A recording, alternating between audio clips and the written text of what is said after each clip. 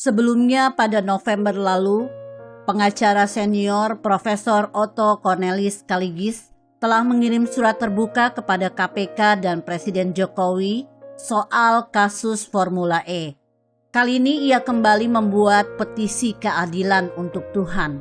Berikut isi petisi keadilan Profesor Otto Cornelis Kaligis untuk Tuhan yang disadur dari sudutpandang.id. Sukamiskin, Rabu 8 Desember 2021. Kepada yang saya muliakan, Tuhan yang Maha Adil, Pencipta langit dan bumi. Hal permohonan kepada Tuhan yang Maha Adil, Tuhan yang berkuasa di dunia dan akhirat.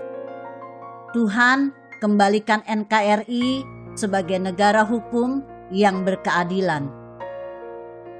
Dengan hormat, perkenankanlah saya hamba-Mu Otto Cornelis Kaligis yang di bumi bertempat tinggal sementara di Lapas Sukamiskin, dengan penuh kerendahan hati mengajukan petisi keadilan kepadamu ya Tuhan, Tuhan yang Maha Adil, untuk hal berikut ini.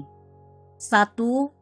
Pertama-tama petisi ini saya tujukan kepadamu sebagai tanda usaha saya untuk memperjuangkan keadilan yang sama sekali tidak lagi menjadi perhatian penegak hukum negara ini atas tindakan pembunuhan yang diduga dilakukan oleh seorang di bumi ini bernama Novel Baswedan.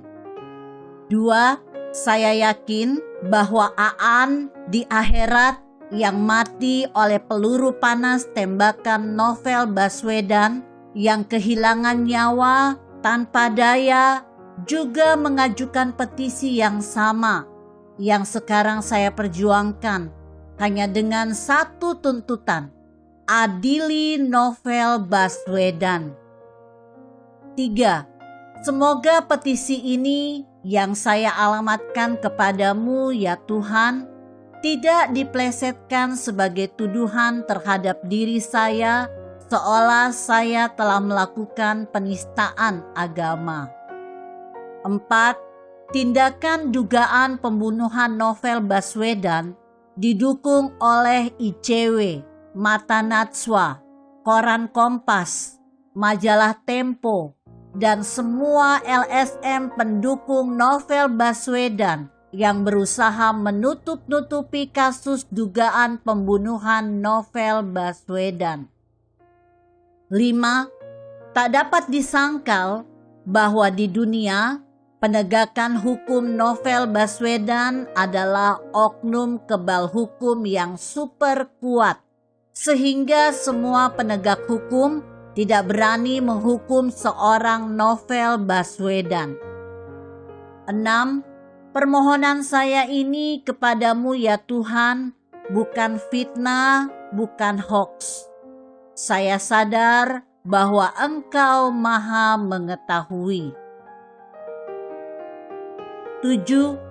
Bahkan Saudara Haris Ashar sebagai koordinator pembela KPK dalam kasus pembunuhan yang diduga dilakukan oleh Novel Baswedan di media menuduh polisi yang menggelar perkara pembunuhan Novel Baswedan bahwa polisi telah merekayasa kasus pembunuhan tersebut.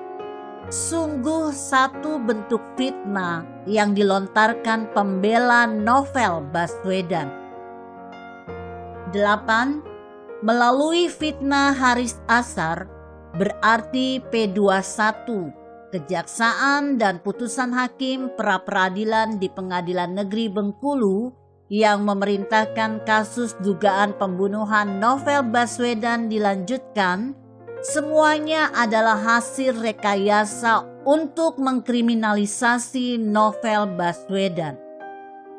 9. Pertanyaan: mengapa Saudara Haris Ashar tidak melaporkan baik polisi, jaksa, ataupun korban yang melapor ke DPR sebagai orang yang telah memfitnah Novel Baswedan?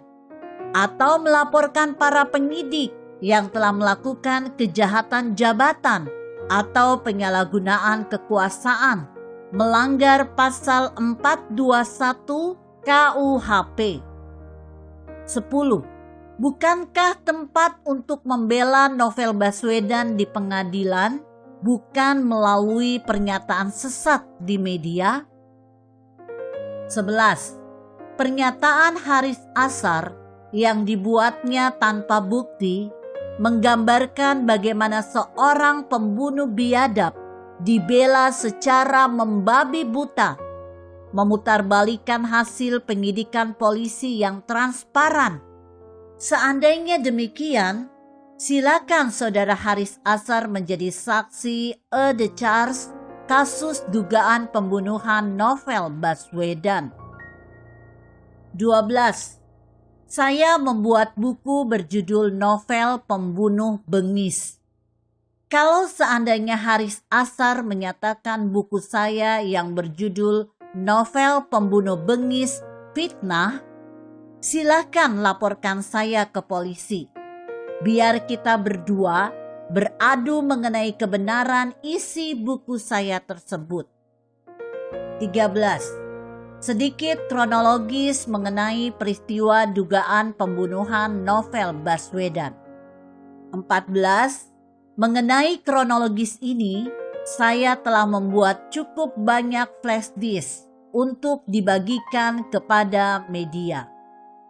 15. Isi flash disk tersebut mengenai gelar perkara dugaan pembunuhan Novel Baswedan, putusan Hakim Pra-Peradilan Pengadilan Negeri Bengkulu, pengakuan anak buah Novel Baswedan Bribka Doni dan kawan-kawan, bawahan Novel Baswedan terhadap jalannya penyidikan, bukti rekayasa yang diduga dilakukan Novel Baswedan seolah-olah penyiksaan itu dilakukan oleh anak buahnya, padahal tidak, karena pelaku sebenarnya adalah Novel Baswedan. 16. Termasuk laporan korban penganiayaan ke DPR RI yang dirangkum dalam laporan dengar pendapat umum.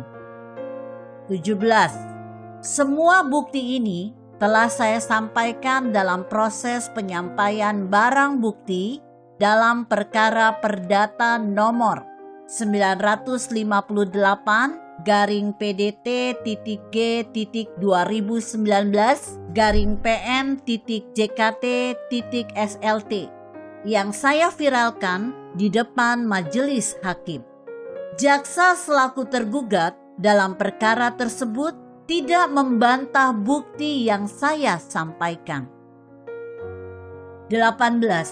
Mengapa saya sampaikan semuanya ini kepada Tuhanku yang Maha Mengetahui, supaya tidak terjadi dusta di antara para penegak hukum yang dengan segala cara yang haram mencoba menutupi kejahatan Novel Baswedan. 19. Dewasa ini ya Tuhan, saya melihat betapa pelanggaran hukum oleh oknum polisi langsung ditindaklanjuti oleh pimpinan Polri, kecuali tindakan dugaan penganiayaan dan pembunuhan Novel Baswedan. 20. Saya kembali sangat terkejut ketika Novel Baswedan yang telah gagal tes wawasan kebangsaan dan dinyatakan bahwa tes tersebut adalah perintah undang-undang, kembali diangkat oleh Bapak Kapolri yang saya hormati dan banggakan. 21. Novel Baswedan kembali disahkan menjadi ASN di Mabes Polri di bagian penyidikan pencegahan. 22. Pak Kapolri yang saya hormati, berapa juta calon ASN yang tidak lulus yang dengan besar hati menerima kenyataan ini.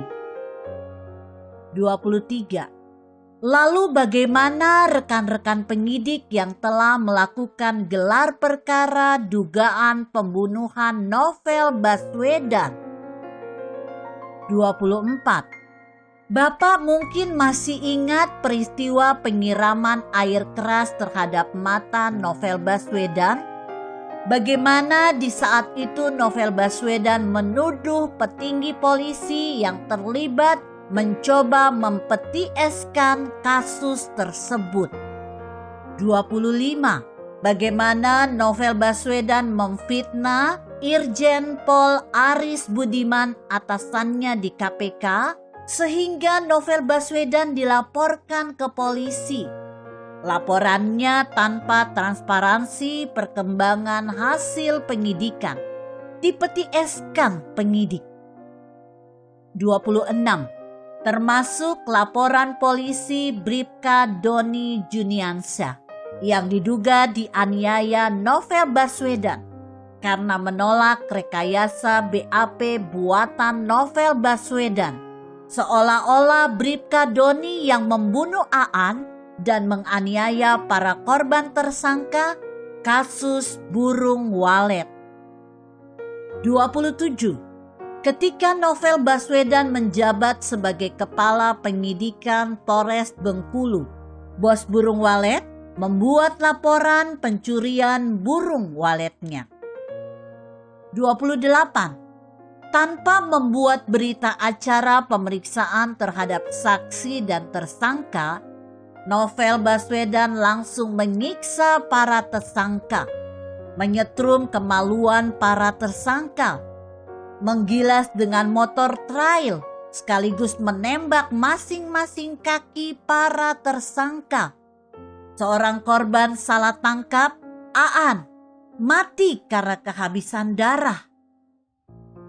29. Semua perbuatannya keji ini hendak dilimpahkan kepada bawahannya, saudara Doni.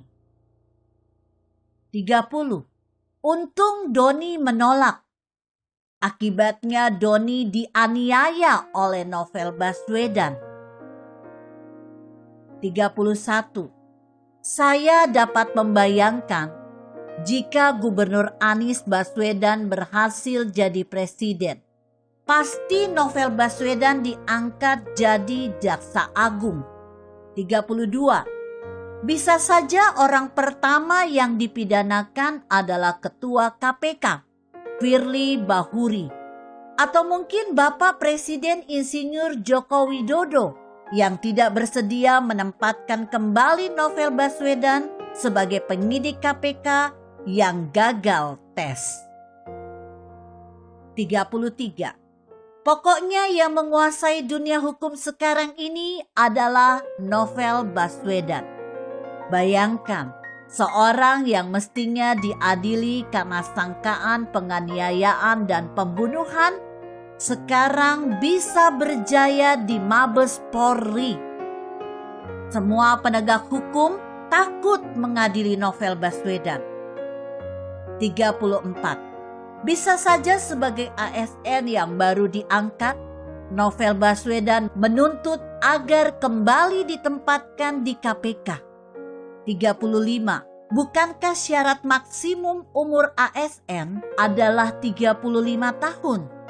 Sedangkan Novel Baswedan sudah berusia 44 tahun. 36. Tuhan yang Maha Mengetahui dan Maha Adil.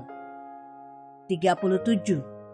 Hamba-Mu memohon keadilan kepadamu, karena semua korban-korban ketidakadilan menjerit mendengar Novel Baswedan kembali berhasil berkarya di Mabes Polri.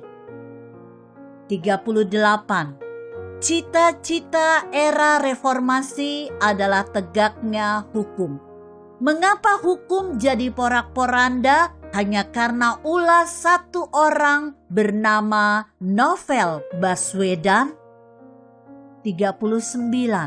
Hamba-Mu memohon mewakili para warga binaan teraniaya. Mereka antara lain Juli Amar Ma'ruf dan Leni Marlina, tersangka kasus Bakamla yang menerima hadiah 4 juta rupiah, divonis 2 tahun penjara tanpa adanya kerugian negara. 40. Surya Dharma Ali, hasil pemeriksaan Badan Pemeriksa Keuangan atau BPK, kerugian negara nihil. 41. Miranda Gultom, Nur Alam, Ridwan Mukti yang divonis tanpa bukti. 42. Barnabas Suebu yang divonis setelah selesai 2 kali pertanggungjawabannya diterima oleh DPR. Divonis karena kebijakan yang tak pernah terwujud. 43. Yohanes Koco dalam kasus negosiasi dengan Sofyan Basir untuk kasus PLTU Riau I. 44. Hotasi Nababan, Dirut Merpati yang membuat kebijakan pembelian leasing pesawat di Amerika Serikat dengan Third Aircraft Leasing Group, termasuk kasus perdata Indar Armanto untuk Perikatan Perdata PT Indosat Mega Media IM2. 45. Advokat Lukas yang ditangkap KPK tanpa bukti akhirnya bebas oleh putusan PK Mahkamah Agung. 46. Irman Gusman yang terjebak oleh pemberian uang gratifikasi di luar pengetahuannya. 47. Jero Wacik yang memakai uang dana operasional menteri yang adalah haknya. Kesaksian Yusuf Kalla dan Presiden SBY membenarkan bahwa DOM bukan termasuk uang negara, tetapi adalah haknya Jero Wacik sebagai menteri, hak yang sah menurut hukum. 48. Hakim Tripeni, Ketua Pengadilan Tun, yang mengalahkan perkara saya tanpa adanya suap. Divonis karena pemberian uang THR, usul panitra, menjelang Hakim Tripeni mudik lebaran. Uang THR tersebut sama sekali di luar pengetahuan Hakim Tripeni. 49. Kurang lebih 40 anggota DPRD Malang yang menerima hadiah berjumlah di sekitar 1-10 juta rupiah yang divonis rata-rata 4 tahun. Beda dengan jumlah 120.000 dolar Singapura yang diterima Sekjen Mahkamah Konstitusi Saudara Janejri M. Ghaffar. Kemudian setelah sempat diterima, dikembalikan untuk selang beberapa waktu. 50. Dan semua pegawai kepala desa yang pernah menerima hadiah di sekitar 5 juta rupiah, tetapi divonis dan menjadi warga binaan Lapas Sukamiskin. 51. Mengapa saya menyebut nama-nama mereka? Di Sukamiskin banyak rakyat kecil yang semestinya tidak dilapaskan dibandingkan dengan suap yang diterima dalam kasus dugaan korupsi Bibit Chandra Hamsa, di mana di dalam BAP disebut mereka yang menerima uang suap sekitar 1 miliar rupiah, termasuk ex-komisioner M. Jasin yang kemudian diangkat jadi Irjen Kementerian Agama. 52. Semoga petisi saya ini juga dapat diketahui oleh semua warga binaan korban KPK. 53. Tuhan yang Maha Adil. 54. Mengakhiri petisi hamba-Mu, hamba memohon, semoga upaya hamba memperjuangkan keadilan di negeri tercinta ini mendapat restu dari-Mu, ya Tuhan. 55. Di dunia ini, semua upaya hamba sama sekali diabaikan oleh penegak hukum, pemegang kekuasaan. Kelihatannya mereka semua sudah tidak punya hati nurani keadilan. Hormat penuh harap agar petisi hamba-Mu dapat dijawab demi kembalinya NKRI sebagai negara hukum. Warga binaan vonis korupsi sukamiskin tanpa bukti merampok uang negara, tanpa bukti pemberi uang THR. Otto Cornelis Kaligis. Jika Anda berpendapat lain, berikan komentar Anda di kolom komentar. Saya Emma, Karisma 90.